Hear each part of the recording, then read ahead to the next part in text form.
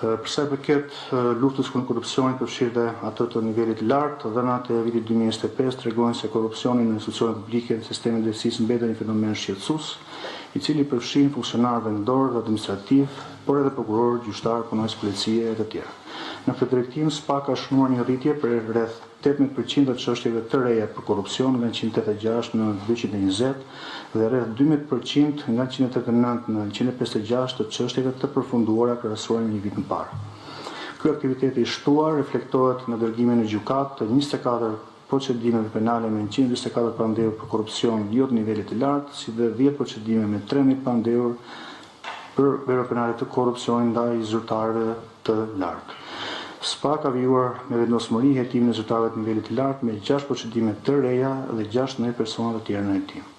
Nga 30 zyrtarëve i zyrtar në hetim gjatë vitit 2025, rreth 50% e tyre, numri 18 janë dërguar në gjykatë me kërkesë për gjykim.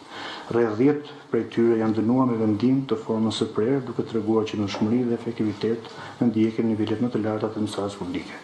Përsa i përket luftës kundër krimit organizuar gjatë vitit 2025, edhe pse numri i hetimeve që lidhen me krimin organizuar është më i ulët krahasuar me vitin 2024, numri i çështjeve të përfunduara për këtë kategori ka shënuar rritje me rreth 3.4% nga 58 në vitin 2024 në 60 në vitin 2025.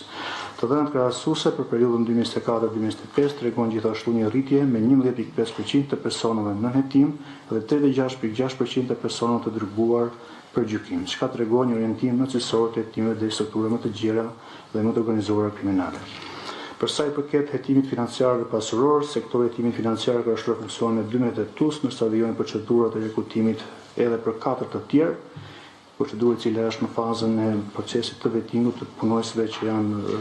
hetuesve që janë kualifikuar. Një rritje që duhet ndërzuar është dhe rritja e efikasitetit të këtij sektori, i cili tashmë operon me një rrjet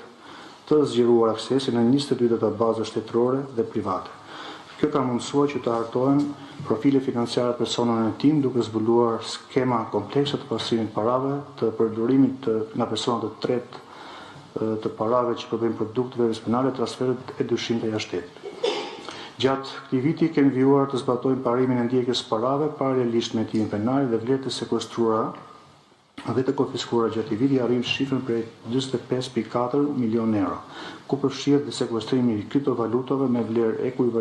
ekuivalente prej 14.5 milion dollar ose rreth 12.4 milion euro. Përsa i përket çështjeve që lidhen me zyrtarët e lartë, vlera e pasurive të sekuestruara është në shifrën 1.1 milion euro, ndërkohë që vlera e pasurive të konfiskuara për këtë vit ka qenë në shumën 100 mijë euro.